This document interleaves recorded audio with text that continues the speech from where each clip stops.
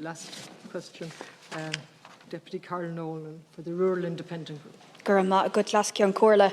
Tánaiste fetal anticonvulsant syndrome is a condition that affects children born to women who are prescribed the anti-epileptic drug Epilim during pregnancy.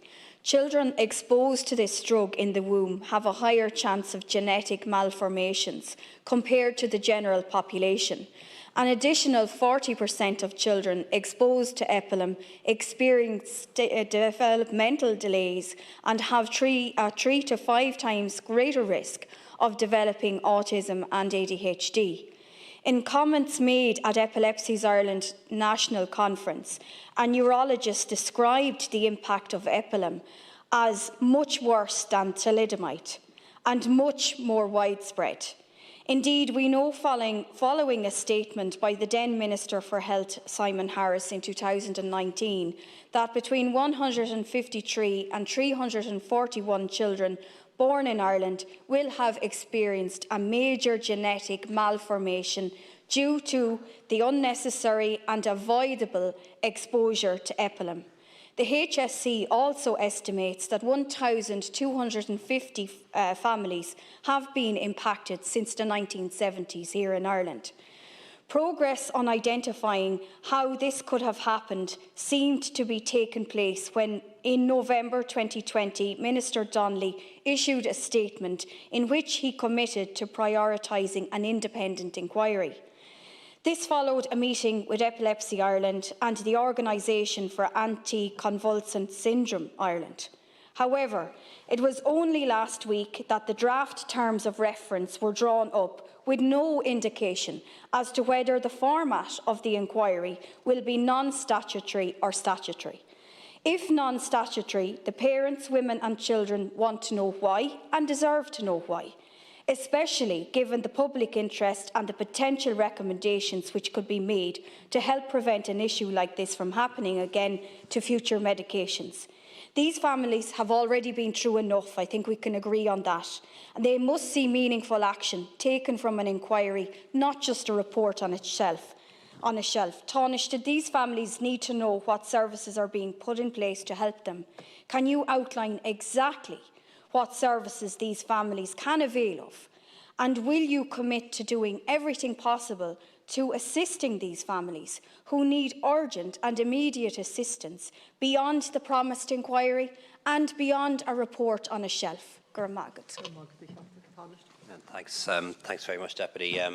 I know this is a very important issue. It affects some of my constituents and some of yours, and I have read up on it, but I haven't had an up-to-date briefing in quite some time, so I'm reluctant to answer your questions in full for fear of giving you misinformation, but I will ensure that my office is in touch with Minister Donnelly today and see if we can get you a more detailed reply in writing. Certainly, in terms of the format of the inquiry, there are advantages and disadvantages to the statutory and non-statutory approach, as you know. The Scally report, for example, was non-statutory, but was done quickly and I think was done very well. A statutory one would take a lot longer, but would have the advantages of particular powers of compellability and then being able to make particular findings that couldn't be made by a non-statutory one. But I'm not sure what the Minister decided in that regard.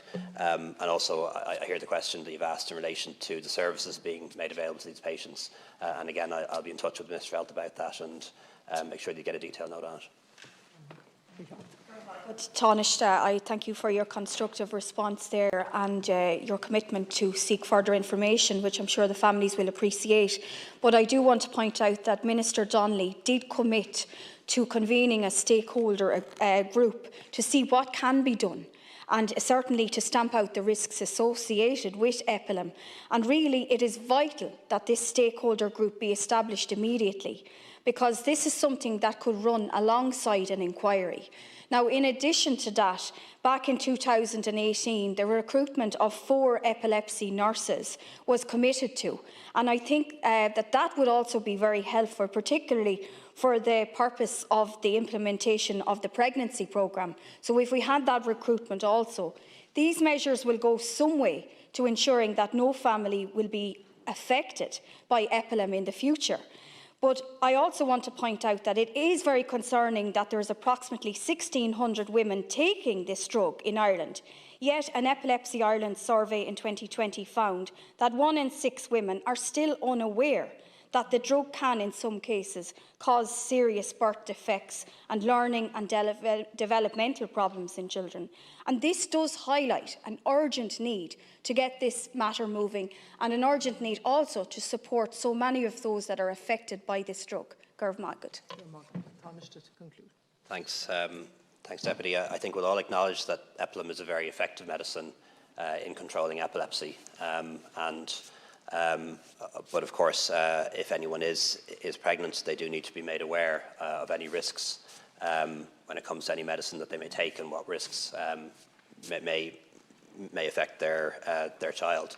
But it is always a difficulty when you're treating pregnant patients, pregnant women, is that the medicines they often need to control their condition can potentially have a negative impact on the child they're carrying, and that makes it a difficult call to make. But it's really important that that decision is not just made by the doctor, that the patient is fully informed as to what the risks and benefits are in continuing with the medicine and what the alternatives are, and that should happen if it's not. I'll come back to you on the issue around the recruitment of staff and the stakeholder group, and certainly it is the case that you could have a stakeholder group at the same time as an inquiry. It's not that one would prevent the other.